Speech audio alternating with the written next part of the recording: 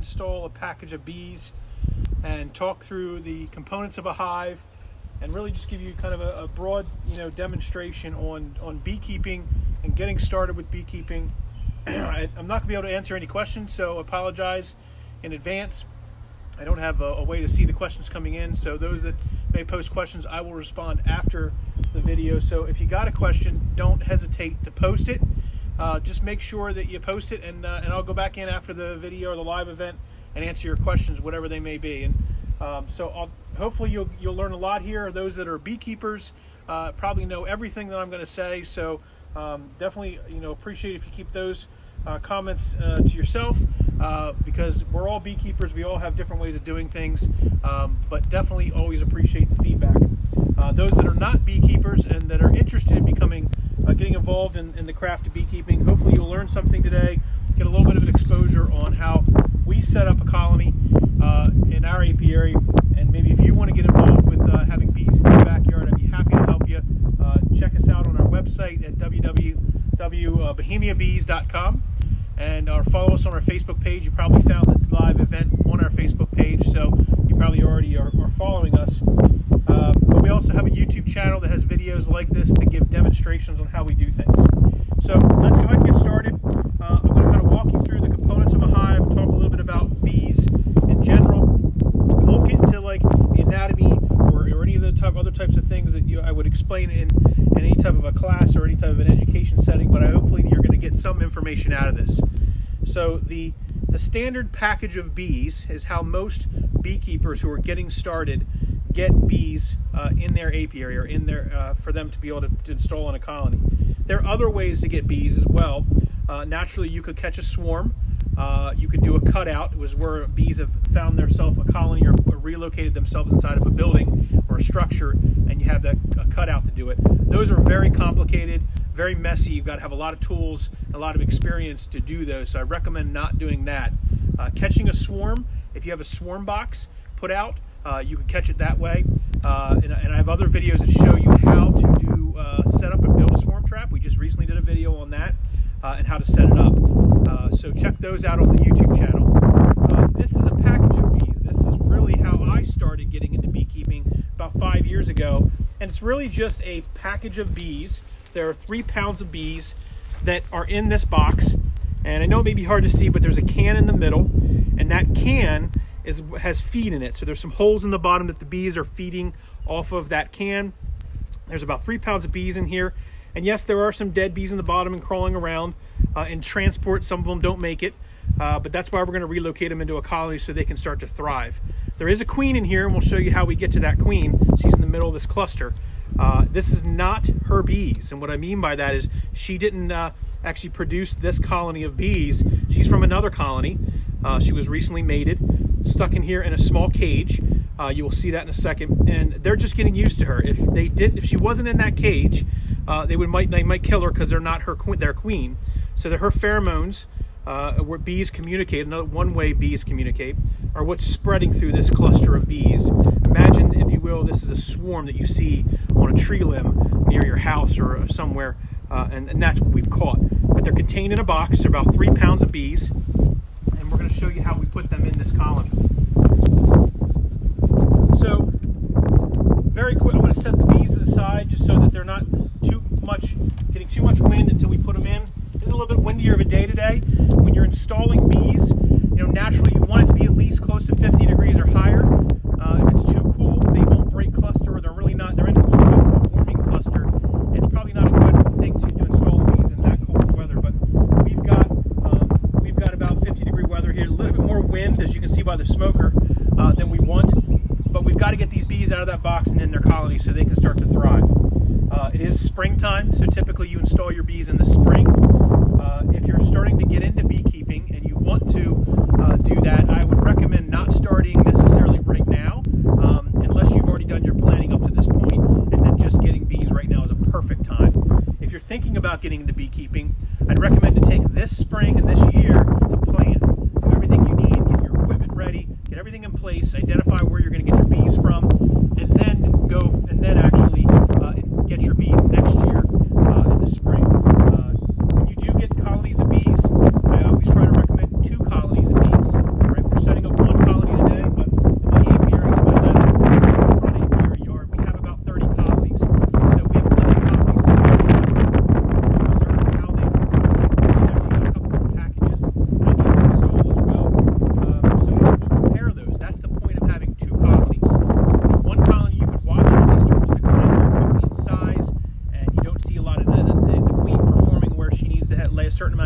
grow that colony, the brood and things like that.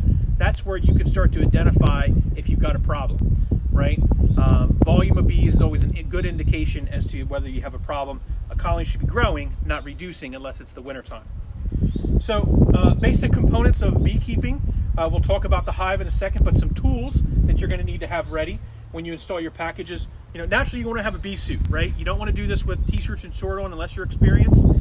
I wear a bee suit. I don't always wear a veil. I'll put it on if they start to get a little bit, start to get a little bit in your face or a little bit more aggressive. That's just me. You'll notice something I have to my left over here, which is a smoker.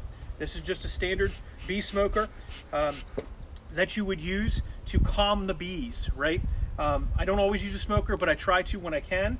When I have an aggressive hive or a hive that has a lot of population, maybe it's during a high nectar flow or the weather's bad, and they tend to be a little bit more irritated when you start to try to do an inspection. Okay, so I might use a smoker in that. Smoking is really essentially a way to shield or mask the pheromone, the fight pheromone or the defense pheromone that they put off when they're trying to defend their colony. If you're trying to come in and either take their honey or take their break up their colony.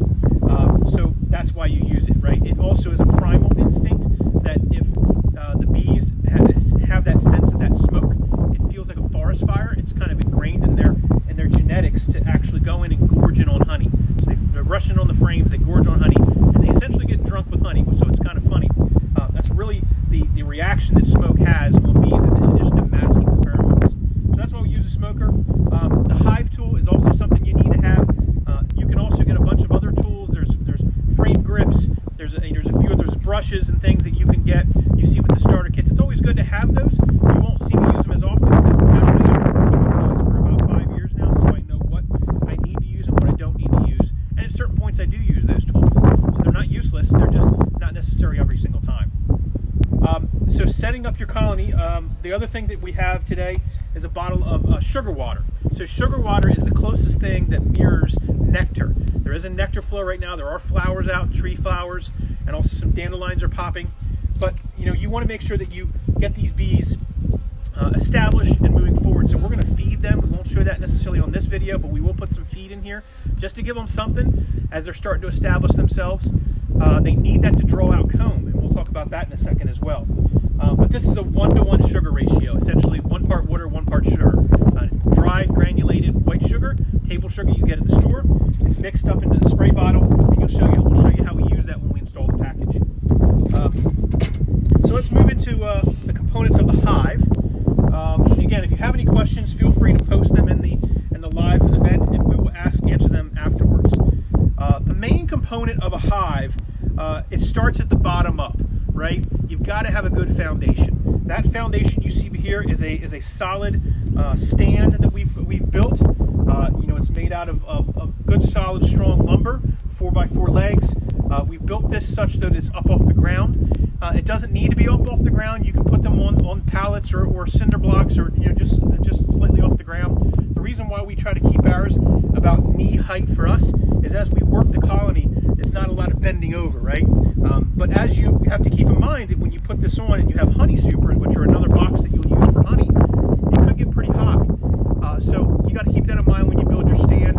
Make sure it's a strong, sturdy stand, and make sure that you've got a good distance. The distance between here and here, we've measured and we set it up so that it fits a frame, so that when you actually have a frame that you're putting it will fit directly below, and you can hang frames. So that's just something we've done as well. So while I'm talking about the stand, we're going to work our way up, into the base of the colony. The base of the colony is critical. There are 2 types of bottoms that you could get: a solid wood bottom, which is what most traditional beekeepers use. We use screen bottom boards. It's sort of an integrated pest management system. It allows for good airflow. It also allows for any of the droppings or pieces that may fall off the bees or that come in can fall through the screen into the ground, and as well as any of the pests that may come in. So if there's larvae from the small hive beetle or wax moths or whatever the case, even the varroa mites, as they clean themselves from these different pests, they fall through the screen board and they don't come back in the colony. So that's one reason we do that. So we have that bottom board, and to get a good solid bottom board, we use the Be Smart products, which is a sort of a plastic bottom. I like it very versatile, and there's other videos on why we chose those particular products for our bottom. But you can use a standard wooden bottom. Some kits come with the wooden bottoms. It's really your preference. You know, the next thing you're going to put onto a colony is really just the bottom box, or the brood chamber. Now, the traditional size brood chamber is a deep, and there's different types of boxes. You'll see in a honeybee apiary or honeybee stand, there's a smaller box and a bigger box. Those are called deeps and mediums. And deeps and mediums are what's used in beekeeping in different purposes. Some people prefer to use just medium boxes because they're lighter. When they get full up with honey, they tend to get very heavy, right? A deep box like this with 10 frames full of honey and bees can be pretty heavy. It can be 100 to 100 pounds by itself. So keep that in mind when you're choosing your equipment. I like to use a deep box for my brood chamber. And the reason why is because I really like to give the opportunity for the queen to have a good amount of space, 10 solid frames. It gives you about 100 pounds of honey in the wintertime to overwinter. And I overwinter just this size box with my colonies in it. It's a perfect size box for bees to have in a brood chamber. And when I have my honey supers, which are the medium size box, stacked up on top, I'll put what we call a queen excluder. We won't talk about that today necessarily, because that's not something we're doing today. We're trying to get the colony established. So I've talked about a good base. I've talked about a good bottom board. Make sure you're stable, and you've talked about the boxes that go on here. Let's talk about what goes in the box. In the box are frames. The frame that I'm going to show you here is a good example to be able to understand what happens within a frame. This is a deep frame. It has what we call plastic foundation. It's black. The reason why it's black is so I can easily spot the eggs that the queen's laying. When I'm doing my inspections, I can see that egg in there very quickly than if it was white or was a lighter color foundation. It is a plastic foundation that's heavy waxed, and the bees, as you can see in this picture, are starting to draw out the comb.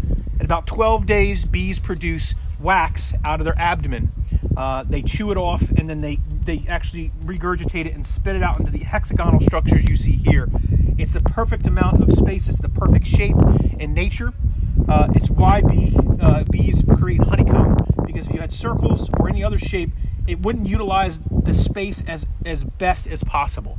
So you can see they've started to build that comb on this frame, a little more on this other side. On the other side here, I have some capped honey. This was from a prior colony. That we have, if there's nectar in here, I'll show you what that looks like as well. But they'll come in, they'll put their nectar in the cells after they build the comb out. They'll fan their wings to cure it under 17% moisture, and then they'll cap it with the honey you see over here. So this is actually capped honey that you see right inside there. Okay, so that's what a frame looks like. They're all deep frames. A fully drawn comb is what I would call something like that. Okay, so it's a little bit filled in, more filled in. With no foundation, that's what that would look like. There's no comb on that one. And one that actually has something that is also a resource, which is pollen. So they're bringing in pollen a lot right now. And if I pull in a frame, let me pull a frame that I had here that had a lot of pollen on it.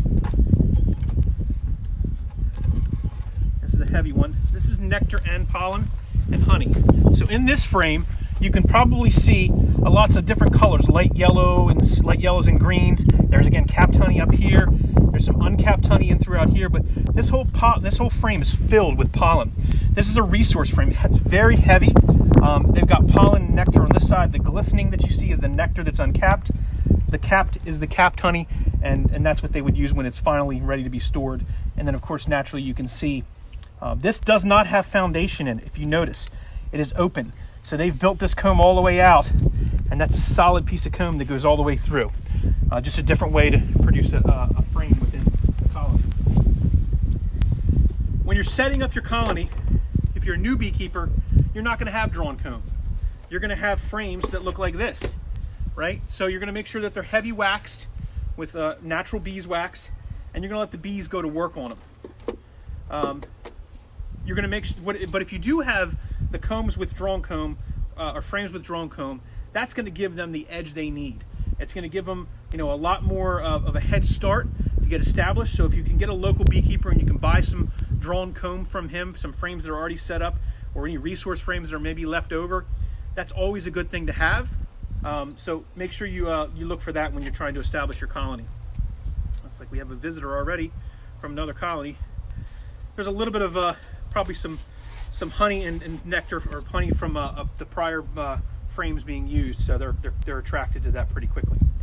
So let's go back and start from the beginning, work our way up. We got a good solid base, our solid stand, a good solid base, our deep brood box, and our frames. And these have drawn comb on them and some resources. When you're setting up the colony and you're getting ready to install your package of bees, you always want to put your resources to the outside and either your empty drawn comb or your foundation to the inside. That will allow the nest to be built in the middle and then to store the resources on the outside. Okay, so that's how you would set it up. There are 10 frames in here, equally spaced. They have small bump outs on each of the frames, okay, as you see right there, that when put together, it creates something what we call in the beekeeping world, bee space. Reverend Langstroth, who designed this style hive many years ago, discovered not necessarily a style hive, but discovered that bees need bee space. And bee space is essentially the exact space that a bee needs, such so that it doesn't fill it in with comb. It uses it as sort of a transport highway between the frames. So that's the brilliance of what Reverend Langstroth actually created with the removable frame hive, and that's the other part of it. And I go into in my bee lecture, when I talk about in my classes, I talk about the history of beekeeping and such and where it comes from. So I'm not going to get into that here because I know many of you want to see me just install these bees and stop talking. So that's what I have here. When you're installing, we're going to talk about some other pieces. I did forget one piece. Let's go ahead and pull my box off. We're working our way up, and I apologize, I completely skipped it. This is actually something that not all beekeepers use. So when I talk about this is purely your discretion to use this or not. And this is called a slatted rack. You don't need this, it's not required. I like them, I use them on all my colonies. And the reason why is it's a small rack that have slats in it, where the frames, when aligned inside the colony, will overhang these slats. It has a little bit of a space in the front, a couple inches of a board, and it sits right on your bottom board. And the purpose of that is such so that the bees will come in the front entrance. It's dark right here, and the frames that are lined up here are a little higher up off the screen and out of the entrance way. So you're asking yourself, why do you need that? There's a lot of theories why slatted racks are good. The reason why I use them is because when a colony starts to fill up in size, the worker bees or the foraging bees, they're all worker bees, but the foraging bees that are going out and getting the nectar and pollen coming back in are not working on the frames. There are nurse bees and other in-house bees that are working on the frames, keeping them clean and tending to the brood and the queen. Those foraging bees have no business necessarily being up inside the brood chamber. So if there start to be a larger quantity of foraging bees, they come in and they start to get in between the frames immediately and start to block up the frame or create congestion. Congestion then will start to inhibit the proliferation of the bee pheromones or the queen's pheromones to say that this is a queen-right colony, we're good to go, and we need to move forward with building in this colony and not swarming out. So it's really a swarm prevention technique. Again, I could talk a lot about slatted racks and how they've benefited me, but that is the purpose of it.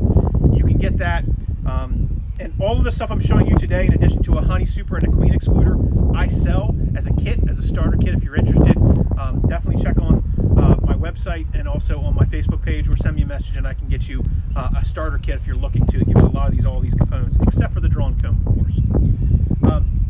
So we've got our base, and we've got our slatted rack put on. Okay.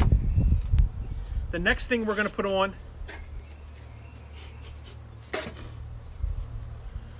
is our brood box. And you always want to center your equipment up so there's very little gaps. Okay?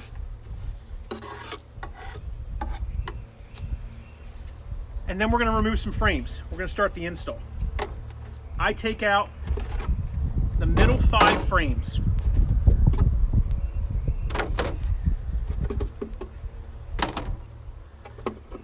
Really leaving just 2 behind. Okay? The 2 frames I leave behind are pushed to the outside. It's just drawn comb. Okay? This was actually actually a good resource frame, so I'm going to go ahead and put that to the outside as well. So my outside resource frames are in place. My drawn comb is going to go in the middle, so they're set to the side, but I've got 4 frames in my box. Okay. The next thing we're going to do is we're going to go down here and take a look at our package, and they've been sitting out in a little bit of a warmth, so they're a little bit restless. When you're installing a package,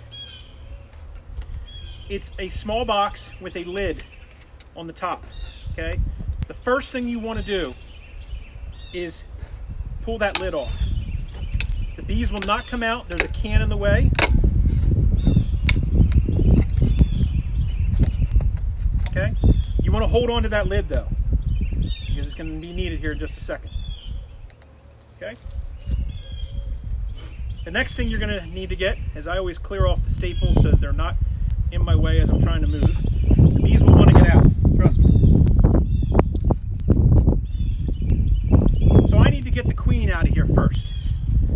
So I'm going to pull that piece of wood off, and then I'm going to pry up just the staple that holds the queen strap on. Okay? So that strap is now loose. So I've done 2 things so far. Is I've removed the top lid, exposing the can, and I've loosened the strap, as you can see there. Okay, no bees are getting out. There's nothing to worry about. The next thing we need to do is we need to get those bees that are clustered up around the can and the queen off of them, so I can easily pull the queen out. This is where the sugar water comes in. The sugar water that you have is a 1-to-1, like we said, and I'm going to take that and I'm going to mist the sides of the can, just like this. Okay? Just a light on the spray. You're not drenching them, you're not drowning them. I'm spraying both sides. Just getting the wings a little bit wet. Okay? And then I'm going to take that package and I'm going to tap it abruptly on the ground. Just once. And they all drop down. See the queen cage in there? Before they're able to come back up, I'm going to take and pry the can up.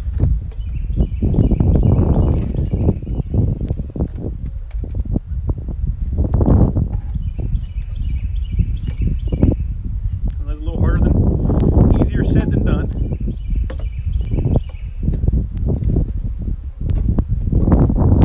Alright, so you get the can above the top rail.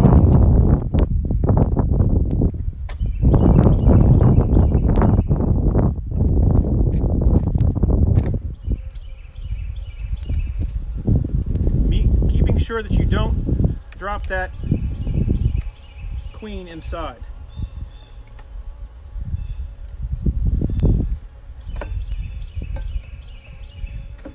Needs to make a tool to get these out of here easier.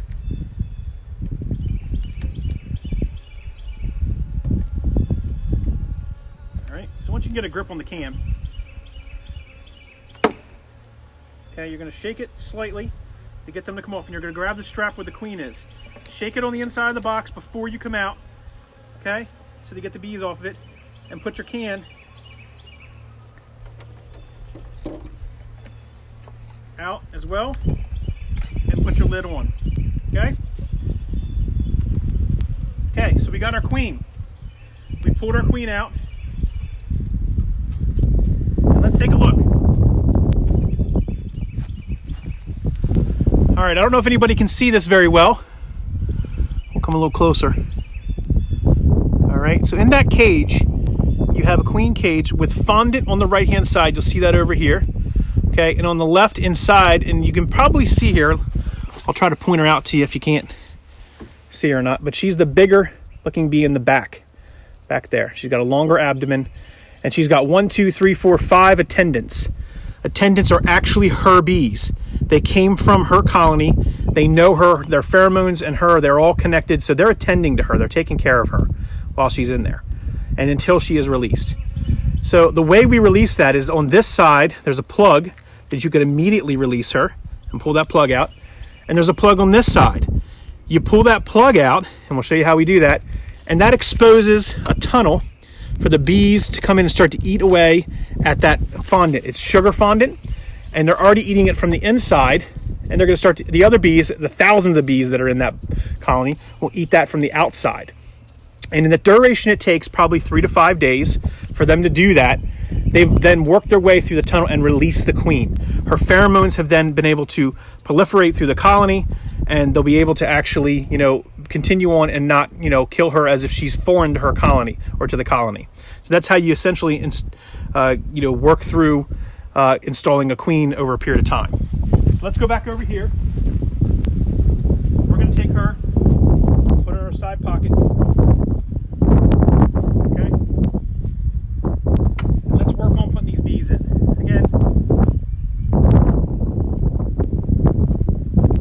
so the bees that got out, I'm just pushing them down into the colony.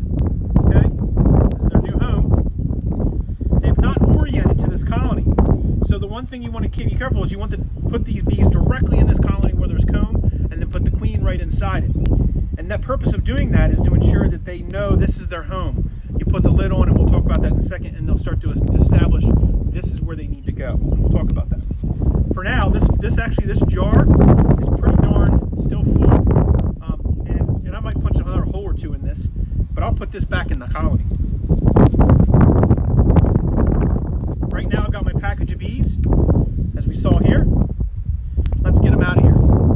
Let's do one quick fail tap again.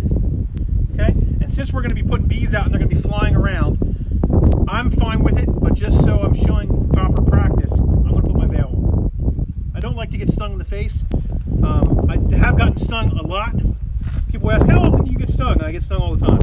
But I'm used to it, and it doesn't bother me. But I don't like to get stung in the face because it hurts. You're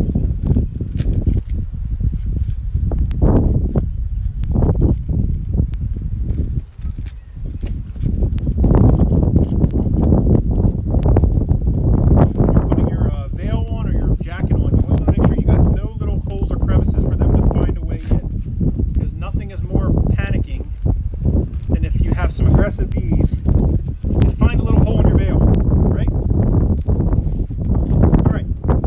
Our bees, let's put them in the colony. Do a quick tap again. Open the lid up. And dump them in.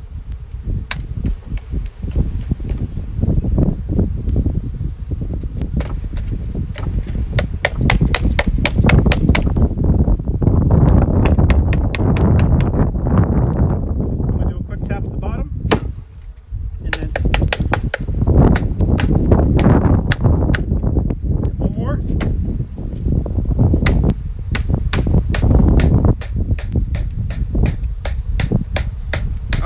I got the majority of the bees in the box. There's a few that are left in there, and we're going to take this box and we're going to set it out front so that the queen, when she is installed in here, they will know to fly up into this colony.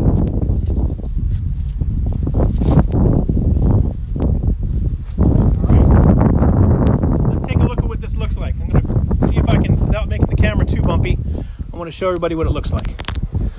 You're coming with me now. All right.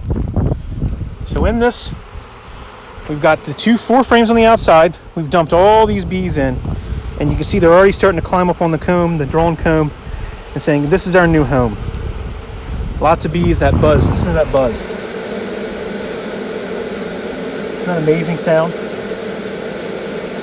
Okay. All right, let's go put you back and put our queen in.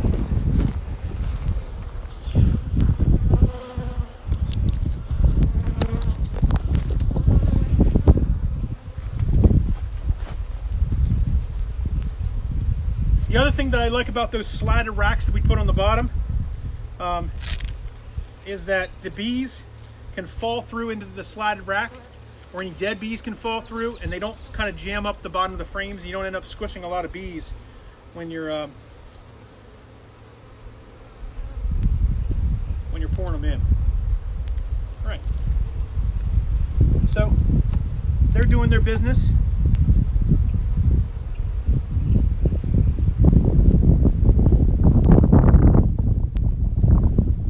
Bees that are in a swarm or that are not having a home pick up the bees. I wouldn't recommend doing this as a new beekeeper, but you can see they're not stinging me because they don't have a home yet. They just got their new home. They're not protecting the queen, so you can do that. Let's go ahead and put our frames in, filling in the rest of the 10 frames.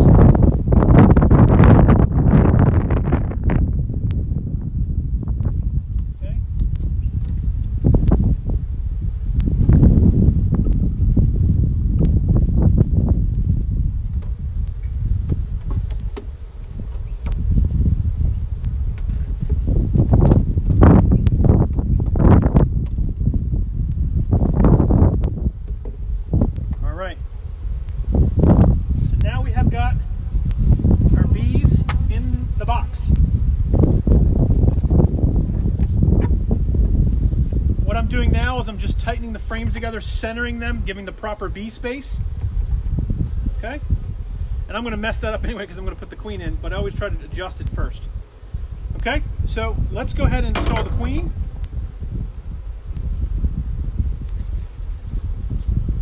All right.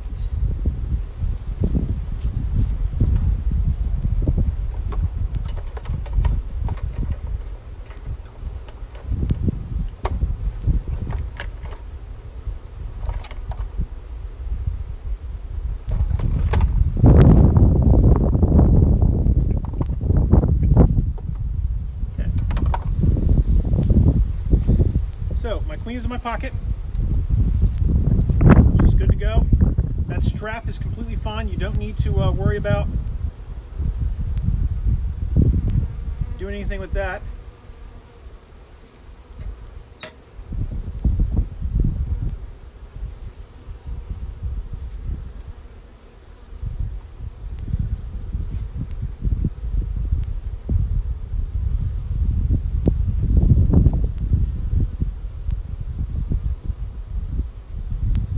Looking for a screw to pull that plug out. I didn't have one, so I'm just making do with what I got.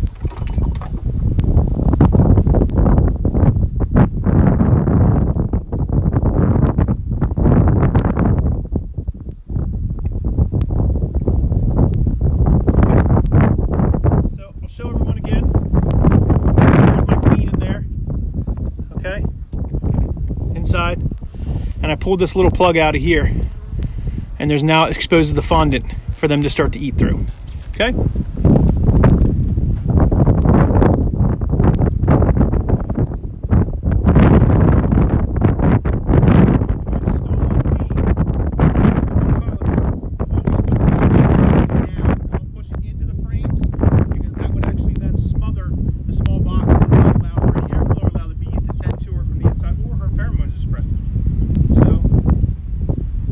Put her between the frames.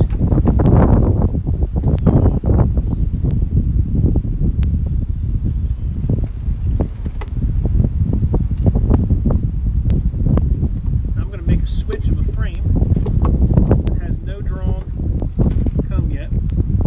It gives me a gap to be able to put it in, or you can actually push it up within the wax at the top. So you can see there I've kind of pressed it at the top of the frame into the existing comb. If you don't have existing comb, then you can always just nest it between two.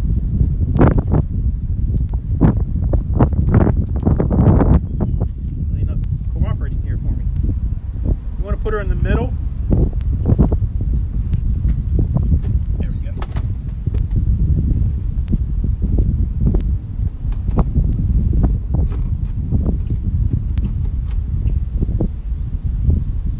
When you have drawn comb, existing drawn comb, it makes it a little harder.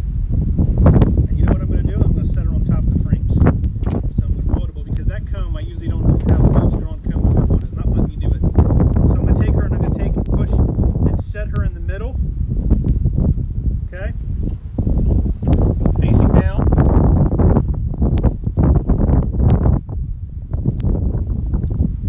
And then I'm going to take something else that I have as another component that most people don't typically use, and it's called a screened inner cover. With your kits, you usually get, we have a side inner cover with a hole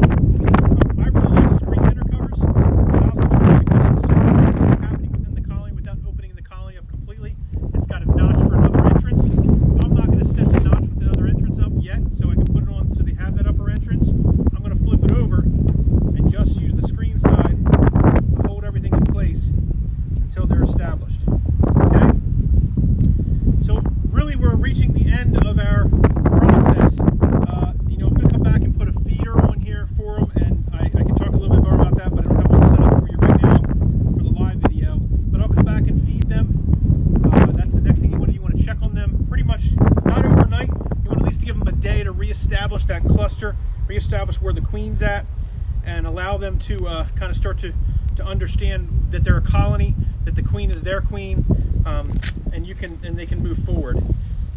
Hopefully they won't abscond. Absconding means they leave the colony. They probably will not abscond because they have drawn comb and they have nectar resources and pollen resources in here. So there's actually, and they have a live queen that's in here as well. So that's how we set up a colony. That's how we install a package. I hope I gave a lot of information to people about bees and beekeeping that maybe are not beekeepers that are watching, and anybody that's wanting to get into beekeeping or start beekeeping. Hopefully you've got some information as well. I don't have anything else. I'm going to go ahead and put the lid on and be done. Get the rest of those bees in there.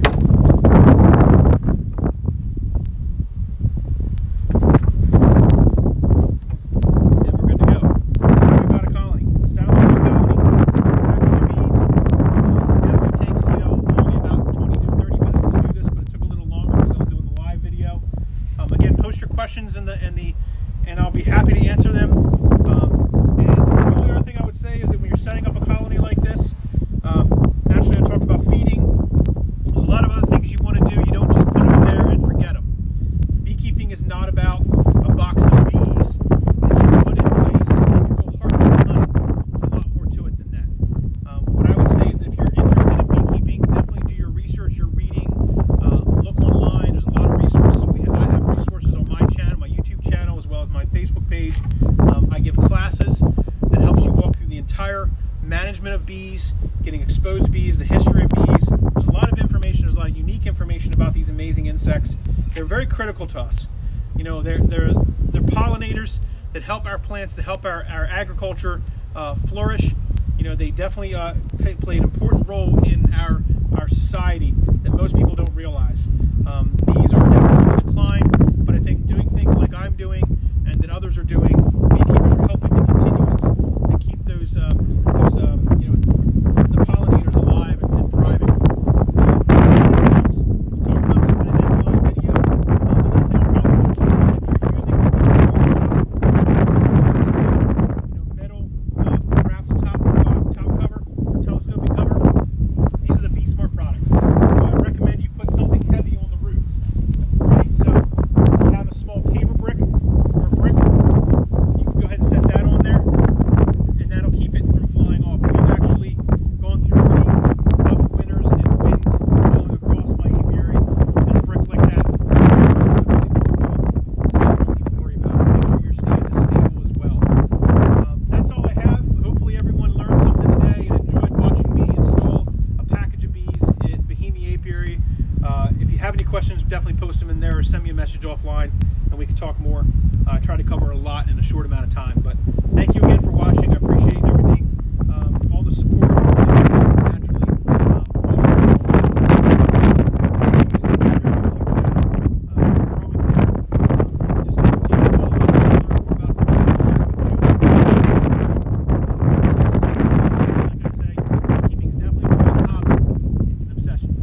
Thanks a lot, everyone. See you later.